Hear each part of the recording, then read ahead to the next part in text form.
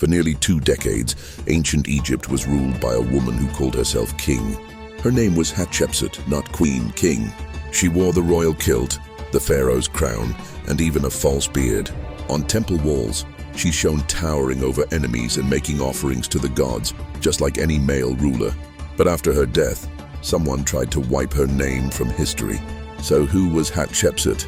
Why was her legacy buried under layers of stone and silence? And how did her story manage to survive thousands of years later? Let's go back 3,500 years. Hatshepsut was born around 1507 BCE into the 18th dynasty of Egypt's New Kingdom.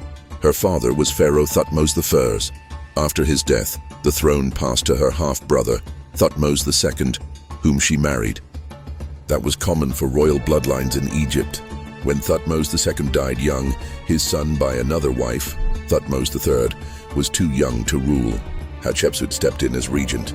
But soon she did something unexpected. She declared herself pharaoh. She didn't just rule on behalf of her stepson. She ruled in her own name. And she didn't style herself as a co-ruler or queen regent.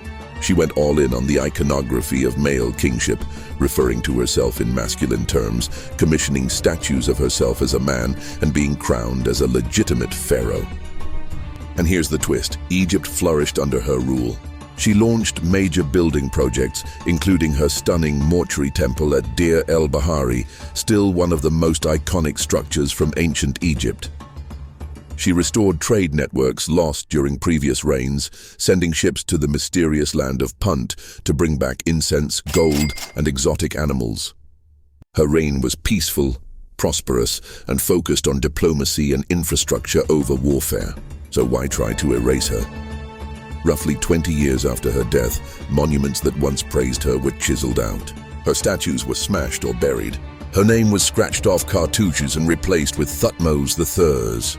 For a long time, historians thought Thutmose III, the stepson she once ruled over, had orchestrated this erasure out of revenge.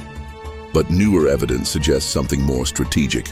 Rather than petty vengeance, the erasure may have been political.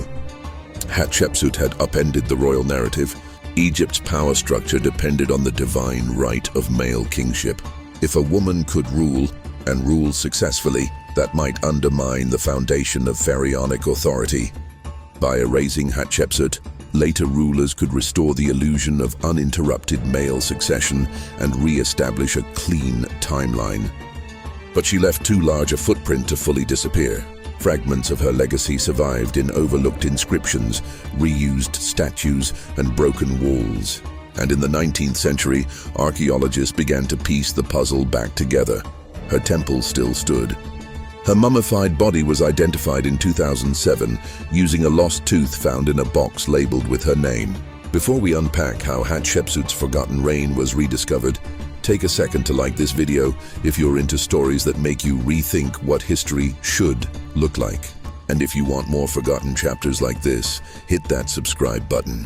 It's easy to see Hatshepsut's story as one of suppression, and it is. But it's also a story of resilience. Her name, once struck from stone, now stands as a symbol of defiance. There's something deeply modern in her tale. How often do we still see powerful women downplayed, edited out, or reframed to fit old templates? Hatshepsut challenged her world's expectations, not with brute force or scandal, but by being undeniably good at the job. She didn't just rule, she redefined what ruling could look like. In a world built on tradition, she made tradition blink, maybe the most hard-to-believe part of all. Even after 3,500 years of silence, Hatshepsut is speaking louder than ever.